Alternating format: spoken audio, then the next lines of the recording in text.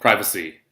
Many organizations hold information about their users, like PII and social security numbers, birth dates, all of that stuff, and it all has to be protected.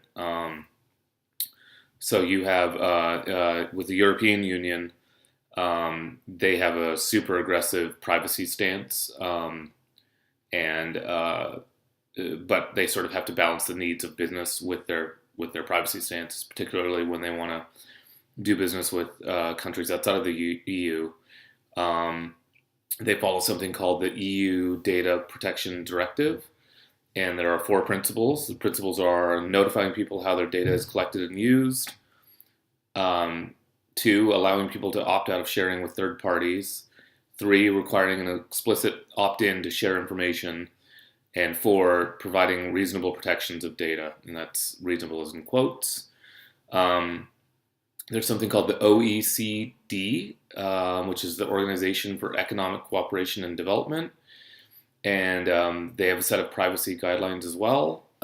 They consist of 30 member nations, including, believe, all the EU countries, US, Mexico, Japan. The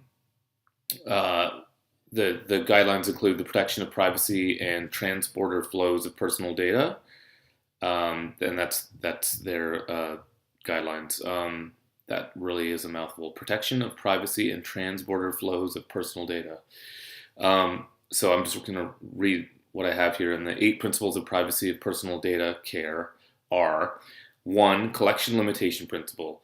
Data must be obtained lawfully and with the user's knowledge and approval. 2, data quality principle. Data must be correct. 3, purpose specification principle.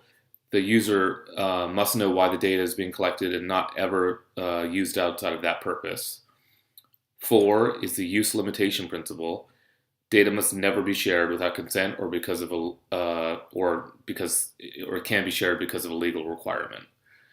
5, security safeguards principle. Data must be protected against use, disclosure, or alteration. 6 is the openness principle.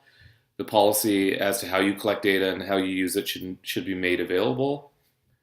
7 is the individual participation principle. So essentially, people should be able to find out who has their data, how they're using it.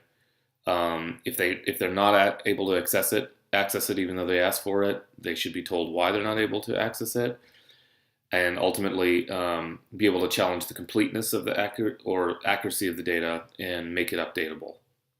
And 8 is the accountability principle. So whoever collects or uses the data is accountable to all other 7 principles. So 8 is really kind of just an add-on. Beyond that, you have the EUUS safe harbor. And because the US has laxer laws regarding data privacy and the EU is way stricter, basically what it does is it states that as long as US companies consent to follow privacy principles that are like the EU Data Protection Directive, then they can share data. It's sort of a workaround. It sounds a bit more flexible than what the EU has, but it's just a pragmatic system to keep the countries able to economically work with each other. And then finally, you have the U.S. Privacy Act of 1974, and that codified how the government can collect, store, and use PII information about citizens. And it says that individuals should be able to access the data unless it's for national security reasons that they wouldn't be able to. And that is privacy.